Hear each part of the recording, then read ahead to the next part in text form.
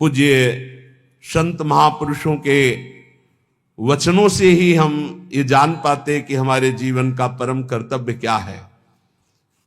जो उपासक या भक्त भगवान की प्राप्ति के मार्ग में चला है, उसमें ये 5 बातें जब तक ना आवे तब तक कभी किसी को उपदेश ना दे और शिष्य ना बनावे।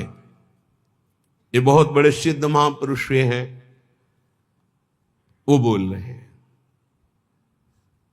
महात्माओं का हृदय माता की तरह दुलार करता है पूरे विश्व को।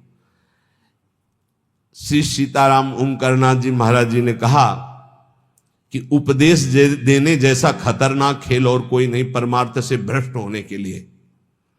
परमार्थ से भ्रष्ट होने के लिए उपदेश देने जैसा कोई खतरनाक खेल नहीं। बहुत बड़े महापुरुष हैं, क्योंकि उसमें देहाभिमान पुनः जागृत हो जाता है और काम आदि दोषों की बाहुल्यता, भोगों की बाहुल्यता, सम्मान प्रतिष्ठा की बाहुल्यता, और वो नष्ट होने में देर नहीं लगती।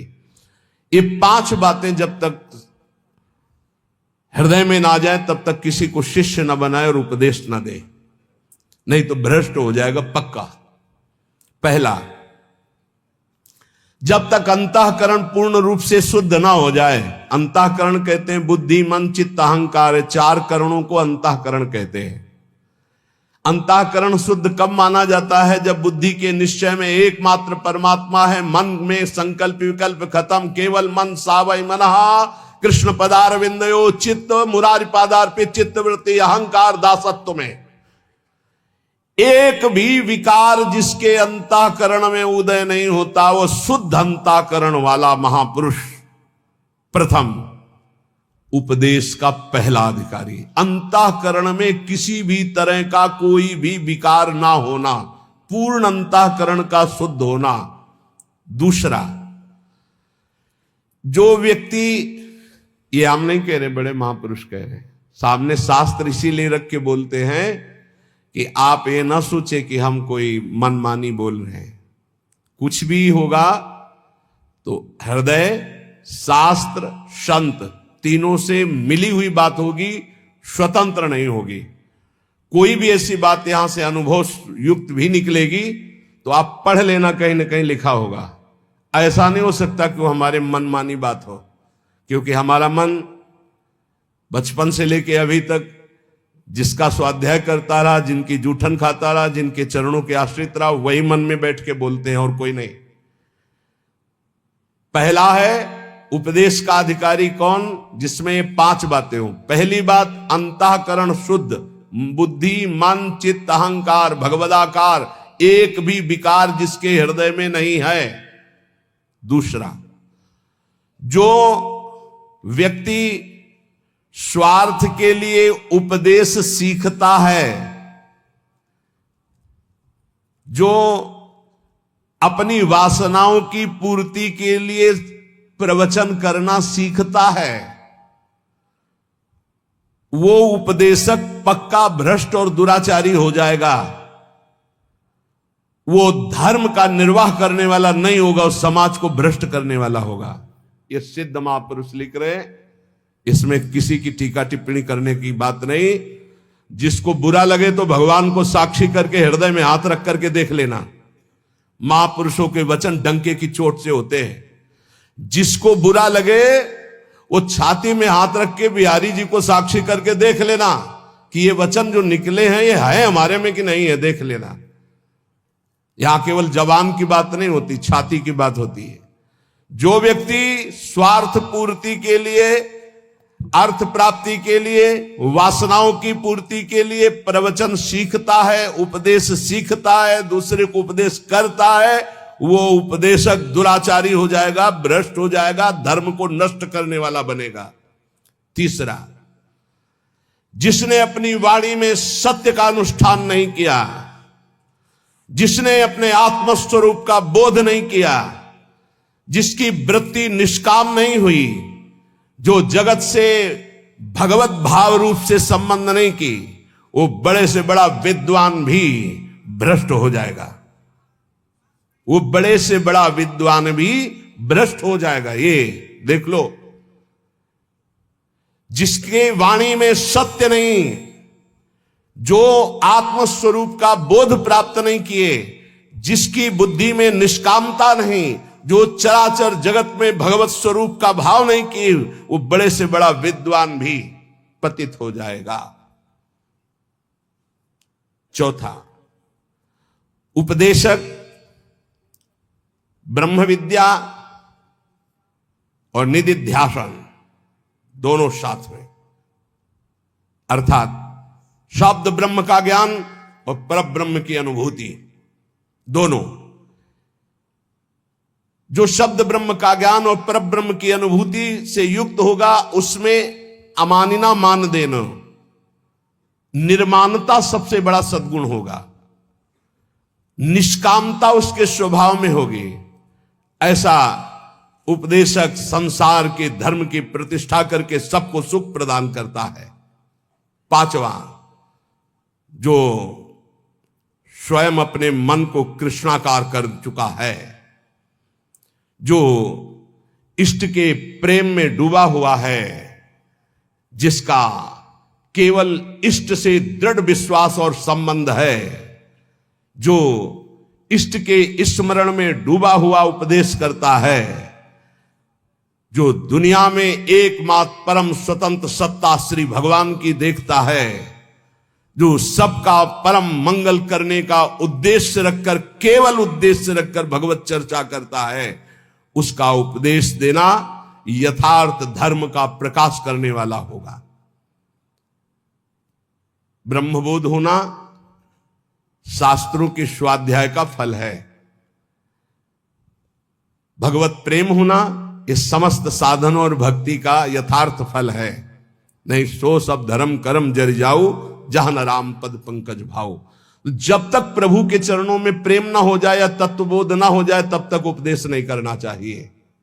ऐसा महापुरुषों का नहीं तो लिखा हुआ है, जो व्यक्ति स्वार्थ के लिए, जो धन के लिए, वासना के लिए, सम्मान के लिए, सुख सुविधा के लिए सीखता है और उसका उपदेश करता है, उसका चरित्र भ्रष्ट हो जाता है। महापुरुषों ने जो कहा है वो अपने अनुभव से कहा है।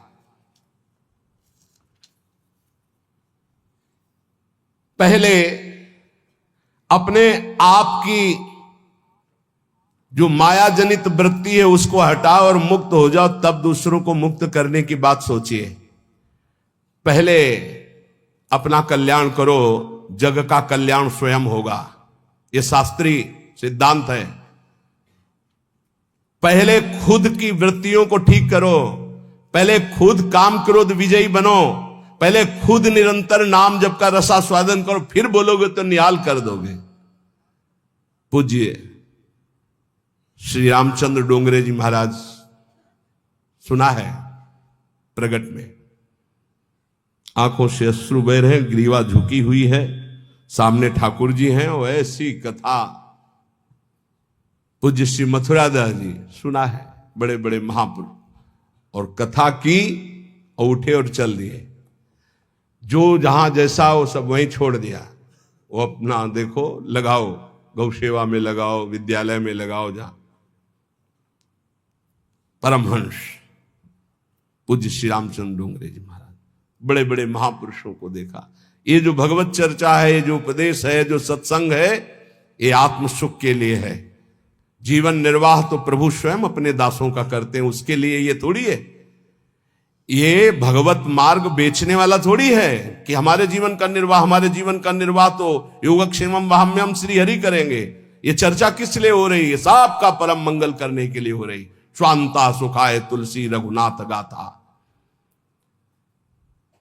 जो अपनी इंद्रियों पर नियंत्रण करता है, वही दूसरे की इंद्रियों को विषयों से निकाल सकता है, अन्यथा नहीं। जो खुद इंद्रियों का गुलाम है, वो दूसरे को इंद्री विजेता कैसे बना सकता है? एक बार किसी महात्मा के पास कोई माई गई अपने लाला को लेके, कहा लाला हमारा गुड़ खाता है, हमारी बात तो नहीं मानेगा, आप पर श्रद्धा रखता है, आप मना कर दो। तो कहा 1 हफ्ते बाद आना। वो 1 हफ्ते बाद आया, बच्चा गुड़ खाने से दांत में कीड़ा पड़ जाएंगे, पेट में कीड़ा पड़ जाएंगे, ठीक नहीं है, नहीं खाना चाहिए। माँ ने कहा तुम उसी दिन क्यों नहीं बता दिया? महाराज 1 हफ्ते बाद क्यों बुलाया? बोले मैं भी गुड़ खाता था, इसलिए पहले 1 हफ्ते छोड़ा, तब उपदेश किया। जो अपनी इंद्रियों पर विजय प्राप्त नहीं किए हुए है वो दूसरों की इंद्रियों को विषयों से कैसे हटा सकता है। धर्म का मार्ग बड़ा सूक्ष्म है, ये अनुभव के द्वारा ही समझ में आता है, शब्द पढ़ने से नहीं आता है। जो धर्म की सूक्ष्मता को जानता है वही धर्म का उपदेश करके सबके हृदय में धर्म को जागृत करता है। सबके हृदय में धर्म है, उसको जागृत करना है। जिसने एक श्री भगवान के स्मरण को मजबूती से पकड़ लिया है उसको किसी की खुशामद करने की जरूरत नहीं अपने भरण पोषण के लिए। श्री भगवान को जिसने पकड़ लिया उसको किसी की खुशामद करने की जरूरत नहीं अपने भरण पोषण के लिए। दुर्जनों के लिए ये सज्जन पुरुष ही हैं जो उनकी कटुता, उनकी गाली, उनके अपमान को सहकर उनका कल्याण करते हैं। केवल प्रवचन से कल्याण नहीं हो जाएगा जब तक सज्जनता, साधुता नहीं आएगी। साधुता बहुत बड़ी बात है, प्रवचन कर लेना बहुत सरल बात है, साधुता बड़ी बात है। कबहू कहो या रहानी रहोंगो, श्री रघुनाथ कृपालु कृपाते साधु स्वभाव गहोंगो। परहित निरत निरंतर मन क्रम वचन नेम निभाओंगो। मन वचन कर्म से दूसरे का परम मंगल, परुख बचन अति दुशाश्रवण सुनते पावक न दहोंगो। जथा लाभ संतोष सदा काहूसो कछु न चाहोंगो। कबहू कहो या रहानी रहोंगो, श्री रघुनाथ कृपालु कृपाते साधु स्वभाव गहोंगो। साधु वही है जो बड़ी बड़ी सिद्धियों को ठोकर मारकर दूर करके भगवान के प्रेम में डूबता है, ठोकर मार करके। हित महाप्रभु कह रहे हैं, वेणु कानन क्वणित श्रवण सुंदर सुनत मुक्ति सम सकल सुख पाए पग पेलरी। आज तू ग्वाल गोपाल सो खेलरी। वेणु कान देख लाल बंसी बजा रहे हैं, बंसी में वो परमानंद की वर्षा कर रहे हैं कि अगर एक बार श्रवणेंद्रिय में पड़ जाए तो मोक्ष सुख को भी पैर से ठुकरा करके प्रेम रस में कूद पड़े। ऐसा बंसी की ध्वनि है। प्यारी जू से करे, लाडली जू देखो वेणु कानन कुणित श्रवण सुंदर सुनत मुक्ति सम सकल सुख पाए पग पेलरी। लाडली जू देखो कैसी अद्भुत बंसी बज रही। वही बंसी चतुरासी जी है, वही बंसी जो मोक्ष सुख को भी फीका कर दे, वो साक्षात बंसी की ध्वनि है चतुरासी जी। ये बंसी जी की वाणी है। हरिवंशी स्वयं हित महाप्रभु के रूप में वही गायन। अरे अद्भुत सुख जो सिद्धियों को ठोकर मार करके आगे बढ़ता है वो भगवान के प्रेम को प्राप्त होता है। भजन करो, भजन करो, नहीं तुम्हें ठोकर मारेगी माया। भजन करो, नहीं तुम्हें ठोकर मारेगी। भजन किया तो सिद्धियों को ठुकरा कर भगवदानंद में डूबता है। तू परम स्वतंत्र स्वाधीन भगवान का दिव्य अंश है, किसी की पराधीनता की जरूरत नहीं। पर यह स्थिति तभी आएगी जब भजन करोगे। भजन परमार्थ का मार्ग व्यवहार से होकर ही गुजरता है, इसलिए जिसका व्यवहार परमार्थ में होता है वही सिद्ध साधु होता है। व्यवहार भी परमार्थ में होना चाहिए। व्यवहार अमर्यादित हुआ, धर्म विरुद्ध हुआ तो पाखंड है, साधुता नहीं। व्यवहार बिल्कुल शुद्ध, तस्मात् शास्त्रम प्रमाणम ते कार्या कार्यो व्यवस्थितो, शास्त्र के अनुसार होना चाहिए। भगवान व्यापक है, सबके हृदय में है, तुम्हारे हृदय में भी है, पास में भी है, बहुत दूर भी है, अंदर भी है, बाहर भी है। तो पाखंड किससे करोगे, छुपाव किससे करोगे, दुर्व्यवहार किससे करोगे? जो ये जानता है वही साधु है। जो स्वयं नहीं कर सका उसको कभी उपदेश देने का अधिकार नहीं है।